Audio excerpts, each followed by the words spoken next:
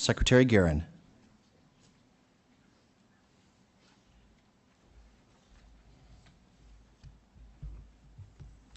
Secretary Lynn, Secretary Donnelly, Secretary Hale, General Corelli, Sergeant Major of the Army, General Foley, and I know Secretary Barnum is out there somewhere. You certainly honor us with your presence. Members of the Monti family, it is an honor for all of us to share in this occasion with you. Paul and Janet, Mrs. Ross, Nicole and Karis, Timothy and Jared's brother, and his band of brothers from the 10th Mountain Division. Thank all of you for being here to share in this tribute to an extraordinary soldier. 100 years ago, Massachusetts' then governor and a future president, a man known for few words, Calvin Coolidge, observed, "No person has ever been honored for what he received. Honor has been the reward for what he gave." Today we honor another son of Massachusetts, Jared Christopher Monti. We honor him as the reward for what he gave. He gave his life as he had lived it, in service to others. The citation for this honor describes Jared's valor and selflessness. It tells how Jared gave his life to help a fallen comrade. No one who knew Jared was surprised by his actions. The family that nurtured him, the friends who grew up with him, the soldiers who learned from him all say the same thing. Selflessness and service were the themes written on every page and throughout every chapter of Jared's life. Putting others first was at the core of Jared Monti. As President Obama told us yesterday, the actions we honor today were not a passing moment of courage. They were the culmination of a life of character and commitment. Jared grew up in Raynham, Massachusetts, a tight-knit small town that provided a high-spirited boy opportunities for adventure and opportunities for service that most would have overlooked, but not Jared. Janet, Jared's mother, said there's always one kid who ends up in the emergency room, and that kid was Jared. He was the risk taker. He lived life to its fullest. He lived on the edge. Paul tells us that Jared always kicked things up a notch. It wasn't enough to learn to ride a bike. Soon after learning it, he built a ramp so he could add a little speed to his travel. Throughout his childhood, the phrase, "Monty will do it," was his identity. He embraced life wholeheartedly. Risk and adventure were part of his daily fare. Jared and his friends, New England's own three musketeers, Monty, Magoo, and Fing, they delighted in exploring Raynham's swamps, sand pits, and swimming holes. But early on, Jared earned a reputation for looking out for others. When a bully threw a neighbor's bike in a ditch, Jared threw the larger brother's bike in the ditch too. And then he told the bully to go get both bikes out of that ditch and don't pick on kids any smaller than you. From his earliest days, Jared had a heart for the needy and less fortunate. At age 17, he learned of a family in Raynham who didn't have a Christmas tree. So he chopped one of the trees down in his own front yard and gave it to that family. Later, as a soldier at Fort Bragg, he gave his dining room table and chairs to a family so that the family's children would have a place to eat. And in Afghanistan, he distributed the care packages he received from home to the Afghan children. Sergeant First Class Cunningham, a fellow soldier who served with him, said the Afghan kids knew Jared by name. Mr. Monti, they called him. They would rush up to him whenever he appeared.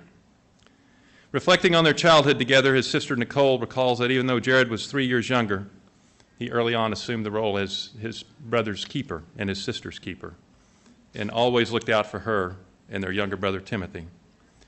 Years later, as a soldier, he remained his brother's keeper, for he had another band of brothers and would protect them with the same ferocity, compassion, and love.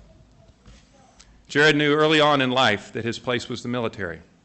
His Uncle Mike was a Navy recruiter, and one day he came home in his dress whites, and Jared was taken by that uniform. Not just the look of the uniform, but what that uniform stood for.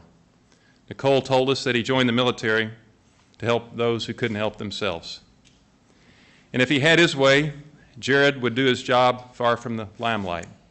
As a young athlete, he told his family to not make a fuss over him at games. After his death, his father found a 3-foot-high weightlifting trophy Jared had won It was hidden in his room. No member of his family had ever seen it. The medals he received during his years in the Army were just locked away in a drawer, hidden from view. As a soldier, the only reward he sought was the personal satisfaction of watching his soldiers develop skills and strength under his leadership. And his soldiers were drawn to him. From the moment you met him, you wanted to be just like him, remarked Sergeant Gerzecki, a member of Jared's patrol. Jared's superiors saw the same thing in him and note repeatedly, Jared put the needs of his soldiers always in front of his own.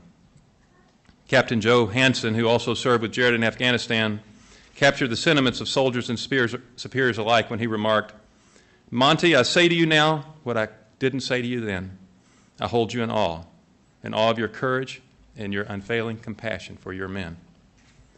Selfless as a child, selfless as a young man, selfless as a soldier, Jared cared equally for his family, his friends, and his boys, as he called his soldiers. He lived a life of character and commitment. In their last conversation together, Jared's Aunt Patricia sat with him at a kitchen table at her home in Plymouth, Massachusetts, while home on leave. They talked about the future, possibility of college, maybe kids, maybe someday settling down and starting a family. That was all something he wanted maybe someday. But at that moment, there was something much more important to him. He wanted to get back with his boys. He said, "I got to go. I have to bring my boys back home." The final chapter of his life on that mountain ridge in Afghanistan summed up his entire being. For most of us, for nearly all of us, I would say, the situation he faced on that ridge that evening, early evening in Afghanistan, would have left us paralyzed at least by indecision, if not by fear. For Jared, it wasn't complicated. PFC Bradbury needed help, and he was going to help him. An act so extraordinary for the rest of us, we recognize it with a Medal of Honor. But for those who knew Jared, it was just Jared being Jared. The guidance for the Medal of Honor reads, "One who distinguishes himself or herself conspicuously by gallantry and intrepidity at the risk of his life above and beyond the call of duty." For Jared, it was simple. He's my soldier, and I'm going to get him. Throughout his life, the sons and daughters of others, he took care of them just like they were part of his family and protected them as he would his own. That's the story of Jared's life. To you, his family, friends, and fellow soldiers, you were what his life was all about. This attention, this honor would embarrass Jared. But I'd like to think that he would take personal but private satisfaction in knowing that his life and the circumstances of his death, that this Medal of Honor, a medal that he would probably hide in that same drawer under those socks as he did with those other medals, but that this Medal of Honor will inspire all of us to be better. And his boys are better soldiers because of the way he lived and the way he died. And because of this Medal of Honor, because of this medal, his story is now part of the rich history of the United States Army and part of the history of our great nation. And future generations of soldiers and civilians will read of Jared and will aspire to be worthy of the example that he set. And the life work of Jared Monti will go on. Thank you.